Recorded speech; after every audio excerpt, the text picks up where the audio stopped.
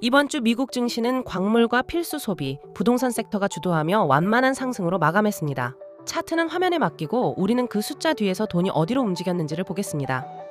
지난주 S&P 500은 주간 소폭 상승했지만 월간 기준으로는 상승 흐름을 이어가고 있습니다.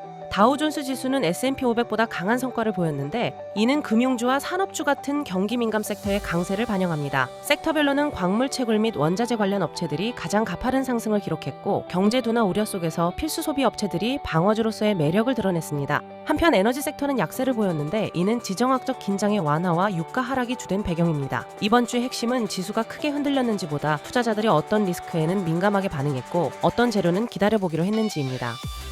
주간 S&P 500의 움직임을 자세히 보면 초반에는 기술주 중심의 변동성이 두드러졌습니다. 월간 차트 관점에서 5월 말부터 6월 초까지 한 달간의 추이를 살펴보면 5월 중순 연준의 인상 기대감이 약해지면서 상승장을 만들었으나 월말로 접어들면서 금리 경로 재평가로 인한 조정이 나타났습니다. 특히 6월 초 기술주가 큰 낙폭을 기록한 후 회복하는 패턴을 보였는데 이는 인공지능 인프라 투자의 지속 가능성에 대한 투자자 의심이 반영된 결과로 해석됩니다. 다우존스 지수는 S&P 500 대비 더욱 견고한 상승세를 유지했으며 특히 금융주와 산업주 같은 대형주의 선호도가 높았습니다. 지수 움직임은 단순한 방향보다 내부 체력이 더 중요합니다. 처음에는 S&P 500과 다우를 나란히 보면서 이번 주의 온도 차이를 확인하고 확대 화면에서는 최근 한 달의 큰 흐름을 보겠습니다.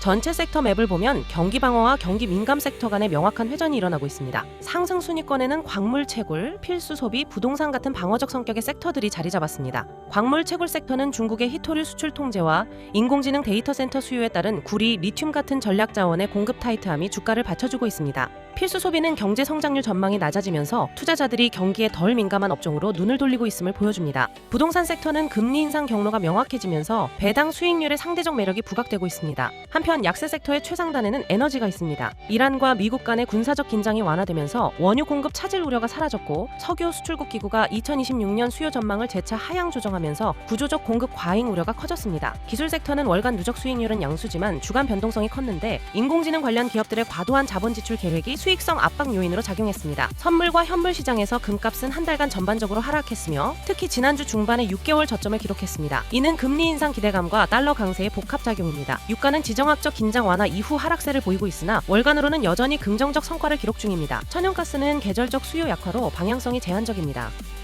거시 환경에서 가장 눈에 띄는 변화는 장기 금리의 상승입니다.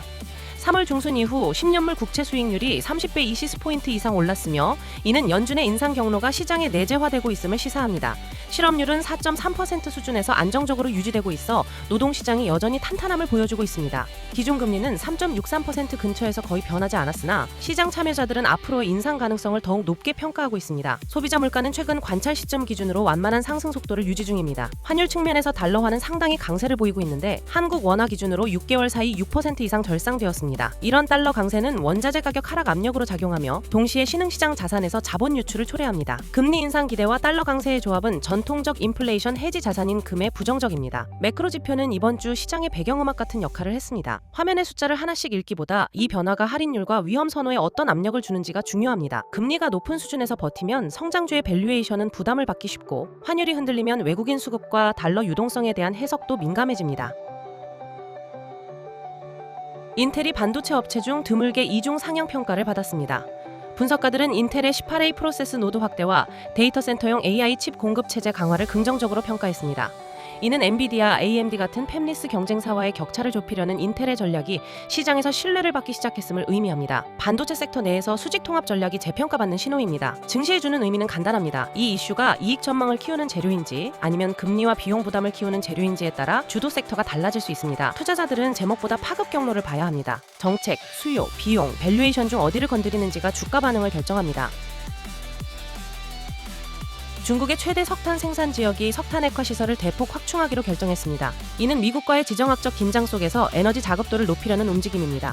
석탄 액화 기술은 고비용이지만 중국은 구조적인 석유 수급 불안정성을 우려하고 있습니다. 장기적으로 글로벌 유가 수급 구조에 영향을 미칠 수 있으며 동시에 에너지 전환 속도를 둔화시키는 요인이 됩니다. 증시에 주는 의미는 간단합니다. 이 이슈가 이익 전망을 키우는 재료인지 아니면 금리와 비용 부담을 키우는 재료인지에 따라 주도 섹터가 달라질 수 있습니다. 투자자들은 제목보다 파급 경로를 봐야 합니다. 정책, 수요, 비용, 밸류에이션 중 어디를 건드리는지가 주가 반응을 결정합니다.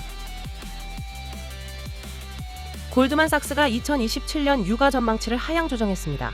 유가 공급 증가 가능성과 글로벌 수요 약화 우려가 주된 이유입니다. 석유 수출국 기구도 최근 2026년 수요 전망을 연이어 낮추고 있으며 투자자들이 기록적 속도로 석유 시장에서 이탈 중입니다. 이는 에너지 섹터의 구조적 약세 환경이 형성되고 있음을 시사합니다. 증시해주는 의미는 간단합니다. 이 이슈가 이익 전망을 키우는 재료인지 아니면 금리와 비용 부담을 키우는 재료인지에 따라 주도 섹터가 달라질 수 있습니다. 투자자들은 제목보다 파급 경로를 봐야 합니다. 정책, 수요, 비용, 밸류에이션 중 어디를 건드리는지가 주가 반응을 결정합니다. 트럼프 대통령이 이란 공격 계획을 취소하면서 지정학적 긴장이 급격히 완화되었습니다.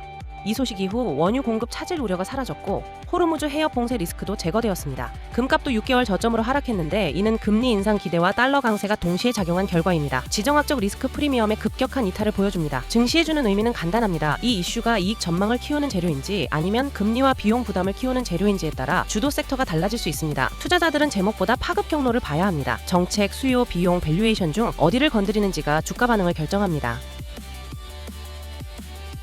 글로벌 자산 시장이 이란 미국 긴장 완화 소식에 빠르게 반응했습니다. 주식 시장은 지정학적 리스크 제거로 위험 선호도가 개선되었고 달러는 안전자산 선호 약화로 약세를 보였으며 유가는 초기 급락 후 부분 회복세를 시작했습니다.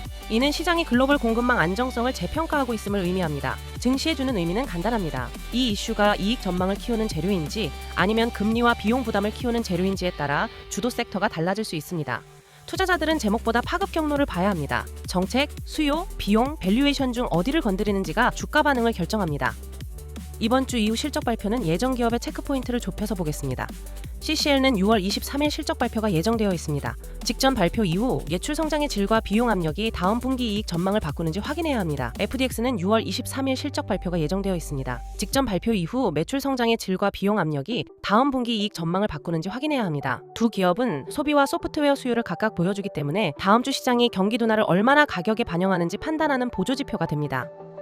이번 주 시장은 경기 방어와 경기 민감 자산 간의 명확한 회전을 시작했습니다. 첫째, 금리 인상 기대가 내재화되면서 장기 채권 수익률이 상승했고 이는 고밸류에이션 성장주에 압력을 가하고 있습니다. 기술주의 변동성이 크게 확대되는 것은 이 때문입니다. 둘째, 지정학적 긴장 완화는 원자재와 에너지 시장의 프리미엄을 제거했지만 동시에 방어주로서의 광물과 필수 소비 섹터의 상대 가치를 높였습니다. 셋째, 달러 강세는 신흥시장 통화와 원자재 가격을 동시에 압박하며 이는 글로벌 성장률 전망 하향이라는 매크로 신호와 맞아떨어집니다. 넷째, 인공지능 인프라 투자의 수익화 경로에 대한 의문이 커지고 있으며 이는 기술주와 금융주 간의 이익 배분을 재조정할 가능성이 높습니다. 앞으로 투자자들은 글로벌 성장과 미국 경기 사이의 괴리, 금리 인상 속도, 그리고 AI 투자의 실질적 수익성을 더욱 주시할 것으로 예상됩니다. 정리하면 다음 주 시장은 좋은 뉴스에는 계속 반응할 수 있지만 금리와 유가가 불편한 방향으로 움직이면 상승분을 빠르게 되돌릴 수 있습니다. 그래서 핵심은 하나입니다.